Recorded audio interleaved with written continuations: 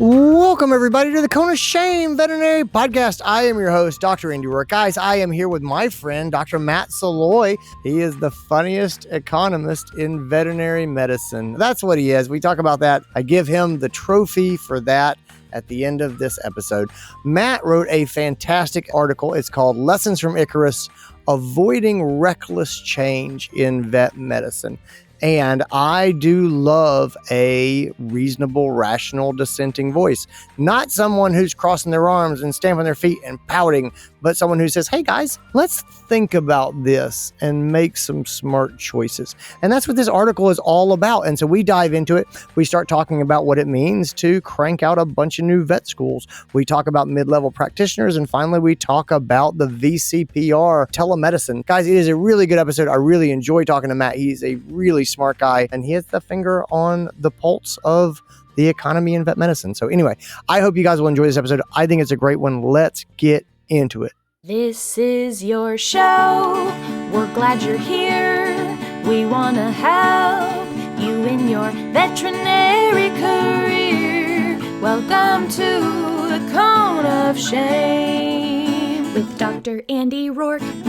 Welcome to the podcast, Dr. Matt Salois. How are you, my friend? I'm doing great. Good to see you again, Andy. It's good to see you. I appreciate you coming back. I always love having you on the podcast. For those who don't know you, you are the president of VMG, which is also known as the Veterinary Management Group. You are doing a lot of speaking these days. You are doing some writing, and that's what I want to talk to you about is your most recent article that I really like and want to touch on.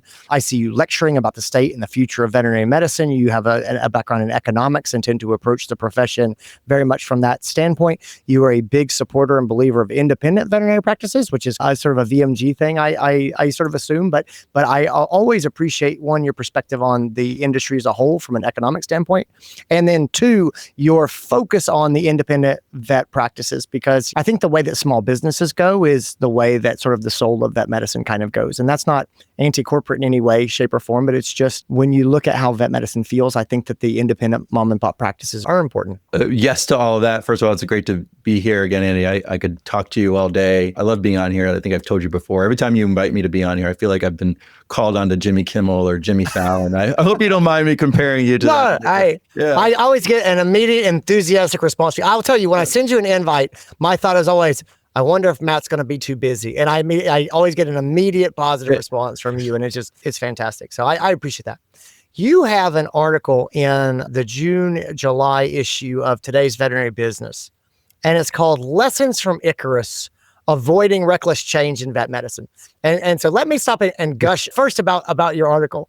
And so in the article, at some point, you tell the story of Icarus, where Daedalus is Icarus's father, and he makes these wings out of wax and feathers to escape. Yeah. And he tells Icarus, don't fly too close to the sun. And of course, Icarus is young and he gets excited and he flies too close to the sun and he falls. It's this famous story that we all know. I have wondered again and again why more people in vet medicine do not pull in stories and examples from outside of vet medicine for a long time. Just as someone who loves stories and loves illustrations of points, the fact that you went with an Icarus story and told the story, I'm like, why don't more people write like this? And just from a stylistic standpoint, I wanted to praise you and say, I love this. I love this analogy. I love how you present the article. I appreciate that. First, it harkens back to days as a student. One of the most impactful courses I remember taking was a couple of courses in mythology in ancient world Rome, ancient world Greece. Those were a lot of fun. And then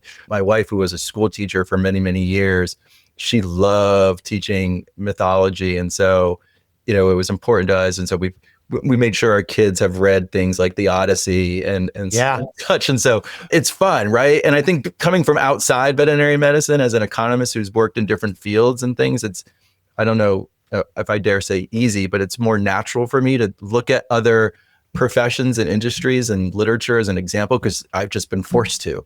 I love it. I love that approach. I think it's fantastic. In your article, you start talking about concerns around reckless change in vet medicine. And I want to take a moment and say, one of the things I really like about you, and one of the reasons I think that you and I are friends, is that you are very pragmatic You are practical. You are an optimist by nature, just like me. You like to look at how things can be and what can be done. You are not someone who's saying, this is bad. I'm crossing my arms, shut down these newfangled ideas, cross my arms, stomp my feet.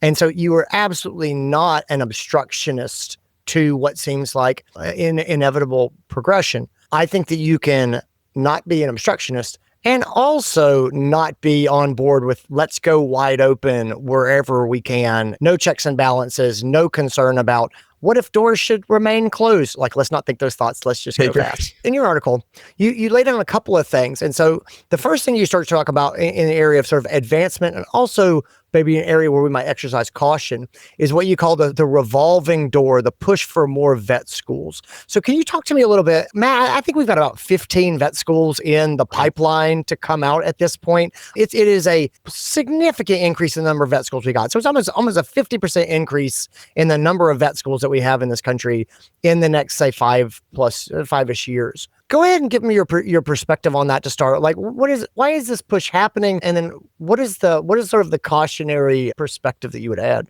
Yeah. Well, first of all, appreciate the context and you setting the stage, Andy. I appreciate you saying I'm not an obstructionist. Sometimes I feel like I'm painted as one, and others who I think have risen their voice to provide concerns over some of these proposals, like the increase in the supply and the additional schools that have come online. What I see as being increasingly dangerous, it aren't just proposals for change and some of these proposals having unintended negative consequences that we're not fully mindful of yet, but also a growing rhetoric that if you stand against change, somehow you are obstructionist, that you're anti-innovation. And I think if, again, we could look at Icarus and we could look at other examples across literature around, we have told stories time and time again on the dangers of unabated, unbridled innovation. And it's become almost like an industry buzzword to pave the way for whatever change that we necessarily want. And we gotta be careful with that, because change for change's sake doesn't always lead to great outcomes, right? I think Michael Crichton in Jurassic Park was a great example of that, right?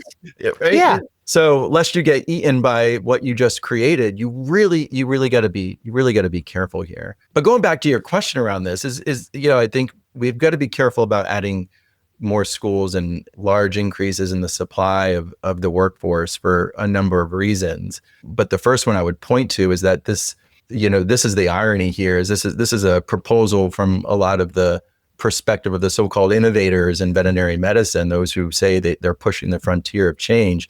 When I look at this proposal, it's very much a 20th century mindset to a 21st century problem. It's antiquated. It's not innovative at all, because essentially we're trying to fix a problem by simply throwing more into the problem, right? Yeah.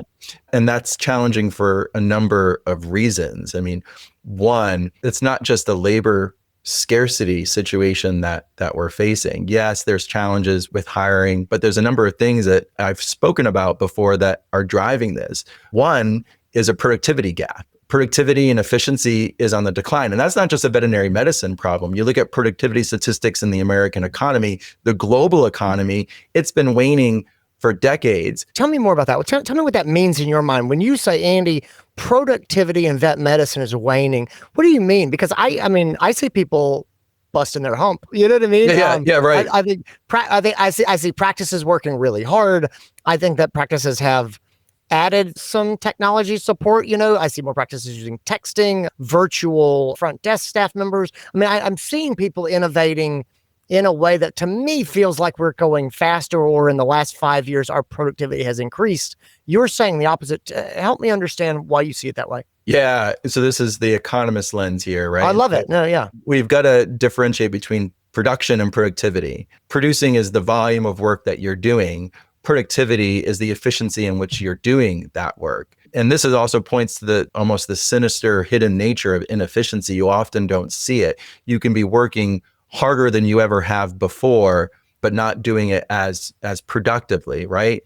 Okay. And so how this comes out in a veterinary practice is your practice could be seeing more patients than you have ever before in a given week. But when you look at an efficiency metric like patients per hour per FT-DVM, that's declining. And we see that through our post-COVID experience. Things that are driving that are things like longer appointment times. We used to have on average a 20 to 30 minute appointment, but now you're hearing things like they're 45 minutes. Other things, more complex appointments are taking place, as well as pets are aging. And we all know that when someone's got a puppy or a kitten, those appointments tend to be more complicated and take more time. And simple just barriers to doing your job as a veterinary professional, whether as an associate or a technician. We saw this quite physically during COVID when we were screeching to a halt in terms of, curbside appointments, only a certain number of people allowed in a practice, taking payments over the phone. Like that slowed the nature of things down. But it seems like the delivery of everything is a lot harder now than it was before.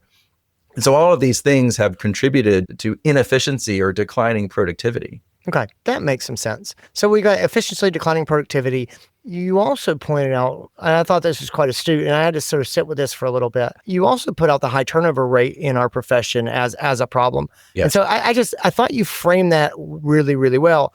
It's almost like, let's say that I'm trying to keep the lights on in my house and my bulbs keep burning out, and you say, well, we need to clearly be buying more bulbs. And I think it takes a moment to stop for a second and go, why are these bulbs burning out so fast? Like, can we work on that problem instead of buying more bulbs? And so I don't know. And I just wanted to turn that back to you there. But I thought that was a good point in perspective. Talk to me a little bit about what you see around sort of this turnover works. I like turnover. That. New word. Yeah. Talk to me more about the turnover of vet medicine. Yeah. This is where I say I don't fully believe that we have a recruitment crisis. I do firmly believe that we have a retention fiasco. And if you look at retention rates on average, you're looking at 25% for an associate DVM, 50% or more for credentialed technicians. I've seen this within VMG practices, and we've done surveys, and I've done work while I was at the AVMA that confirms this. And when you compare those retention rates across other health professions, like the average retention rate of an associate DVM is 3 times higher than that of a physician in private practice. And you look at the retention rate of a credentialed technician, it's even higher than that of a nurse practitioner, which have amongst some of the worst retention rates of any healthcare professional.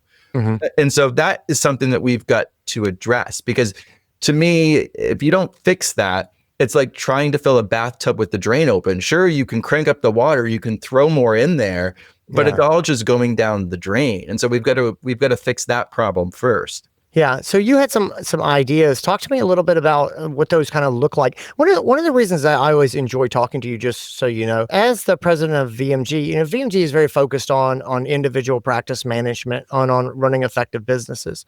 And so I introduced you and I said, one of the things I really like about you is that you're very practical and pragmatic. And so talk to me a little bit about what this looks like at the practice level, if you don't mind, of like, what can I, Andy Roark, at my practice do to sort of say, I see this trend. I can't really control what other practices are necessarily doing, but what could I do? Or what could I focus on in my practice to try to help increase the retention that we have here? Yeah, I think there's a number of things. One is making sure that everyone gets a living wage. This is the economic component, right? And so we have to be as competitive as possible with the salaries and the compensation and benefits that we're providing our employees. And that's, in my mind, not just competing from practice to practice, but veterinary medicine, particularly with technicians, you're competing across other health professions. Yeah. Because you hear a lot of technicians leaving and going to the human side, right? Oh, yeah. And I think we've made a lot of great progress in the last few years. We've talked more about technician wages than we have before, and there's been some acceleration there. But we also have had, unfortunately, on the other side, record high inflation over the last 2.5 decades, and that's eroded a lot of that, unfortunately. So that's something that we've got to address. Secondly, it's the culture of the practice, right? I mean, this is a softer side, so it's not as easily measured, but there's a lot of ways to measure the success of a culture, and making sure that you are providing sound leadership, which is a huge, I think, ingredient into the successful culture of any business, but in particular that of a veterinary practice. And for me, this is simple things like, are you having regular check-ins with your staff? Do you have one-on-ones with the people within your practice? Do you have the appropriate team meetings in place, which is building communication and transparency? The biggest thing people want is to be heard and listened to. And even if you're not doing the things that they advocate for you to do, as long as you can communicate and provide a platform and then have the context of the conversation, understand why you can't do certain things, that goes a long way. And I think the tragedy is we're not prioritizing that as often as we should within veterinary medicine. That's a great answer. Talk to me a little bit about the mid-level practitioner. So when we talk about Icarus flying close to the sun or not being reckless, how do you sort of perceive the mid-level practitioner push? Yeah, again, I point to 20th century solution to a 21st century problem. Like there is decades of this is often happens in the conversation of there's a premise or assumption I often hear when the counter side is making an argument of they've done this in human medicine, it works. Let's do it to within veterinary medicine. And that's where I say, hold on, wait a second, stop. That's an assumption. What do you mean it's working in human medicine? Tell me more about that. Because again, I'll apply the economic lens to this and look at certain healthcare metrics within the United States. You look at mortality, morbidity. We spend more per capita on healthcare than any other country in the world. And you look at the top 25 advanced economies and our outcomes are the worst. We spend more than any other country and we get the least amount for it. And so I caution, don't look up to the human side as an example because it is a disaster. Veterinary medicine has an opportunity to own its own destiny. We are not as fractionalized and fettered by inefficient bureaucracy and regulation as the human healthcare sector. We can do this better than them. I was really impressed with this argument. So I hadn't seen this before. The approach of, hey, to me, it always seemed like, yep, I see, a nurse practitioner at the CVS when my kid has an ear infection. This makes sense. And your call out of, let's look at how the human healthcare system in America is actually doing here. I thought that was really smart. I think you just make a really good point. But I've not heard anybody else sort of pull back and make that comparison of, is where we're going, is that success? How do you measure success? I thought that was well put together. It was just not a way of looking at sort of the roadmap that I had really seen before. It's hard, right? Because again, to your point earlier, that we've got to take ourselves outside of our own industry and profession and really look at how things are happening on the other side. And the other point here is, again, this is often argued of, okay, we'll use a nurse practitioner style mid-level in veterinary medicine because that fixed the problem in the human side. There are still chronic shortages of doctors and physicians happening. We have one of the lowest physician to patient ratios. Again, when you compare us to similar countries like Canada or the UK. And, there was an interesting paper that just came out from McKinsey and Company reinforcing this point that solving the workforce strain in human healthcare isn't just about increasing headcount. We're not going to solve the human healthcare problem by opening more medical schools and creating more doctors. What we have to do actually is improve productivity, redesign workflows, and leverage technology. And their findings suggest that productivity gains of upwards of 20 to 30% are possible when systems embrace team-based care and smarter task distribution. So veterinary medicine in that regard, in my mind, is no different. That without significant structural reform within veterinary medicine, more graduates aren't going to relieve the pressure. They're simply going to enter the same leaky bucket. So we don't want to repeat those mistakes. Yeah.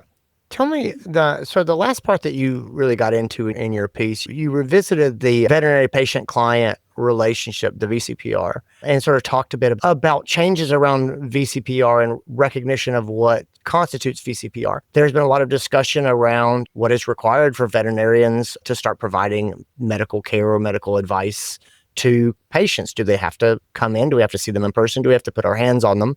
Or can we do a conference call with them? Can we do a Zoom call and sort of establish a VCPR? And obviously there are arguments sort of on both sides about what constitutes the best treatment of patients.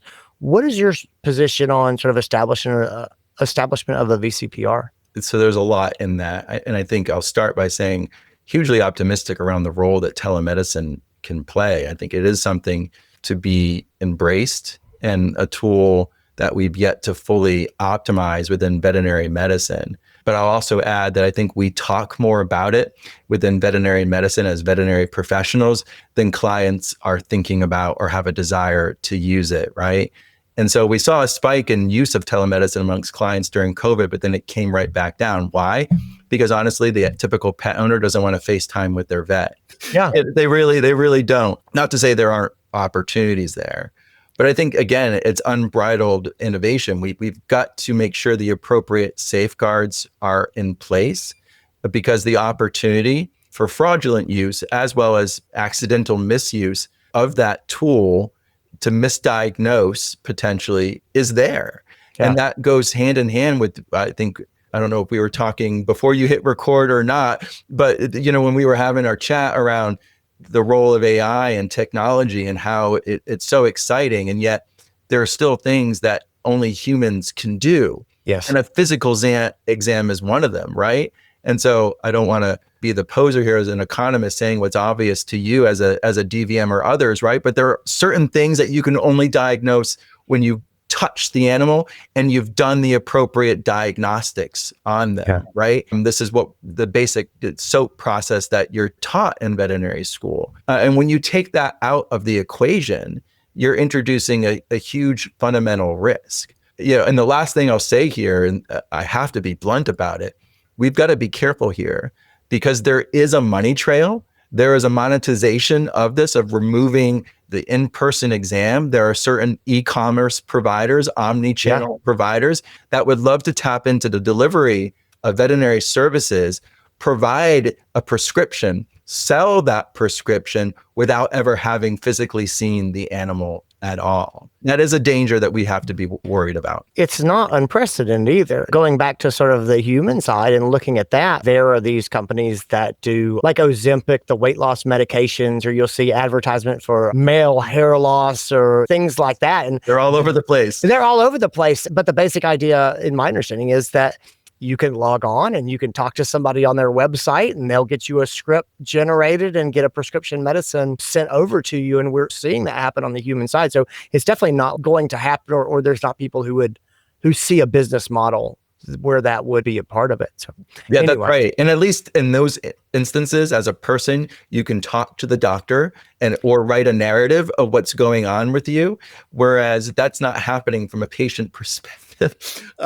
Our dogs and cats, they're not talking. You've got the owner talking on their behalf, but they don't know what's going on in the inside. Yeah. Truly. I think it might seem silly to say that that's an important point people have to hold on to, but I think that gets lost a lot. I think people sometimes start to look at vet medicine as a customer service business, and you're like, well, no, there's a silent party here that is not going to tell us that their abdomen has been slowly hurting more and more over the last 7 days or whatever. We don't get that. We don't get that insight from the pet owner. So Matt Salois, it's been fantastic having you on the show. Your article is entitled Lessons from Icarus, Avoiding Reckless Change in Vet Med. It is in today's veterinary business. I'll put a link in the show notes.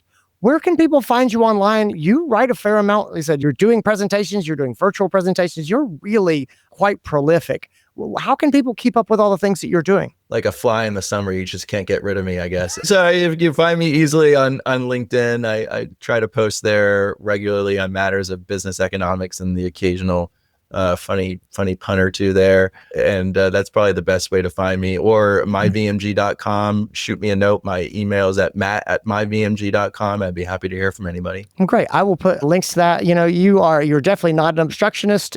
What you are is the funniest economist in veterinary medicine. I think I can confidently give you that title. I can't It's a shallow pool. I will wear it with honor. Yeah, 100%. I'm giving you an award that I will give out once a year from now on. The funniest economist in veterinary medicine. It goes to Matt Salois. I'm not sure how much competition there will be, but it could be a recurring award for you. So we'll see.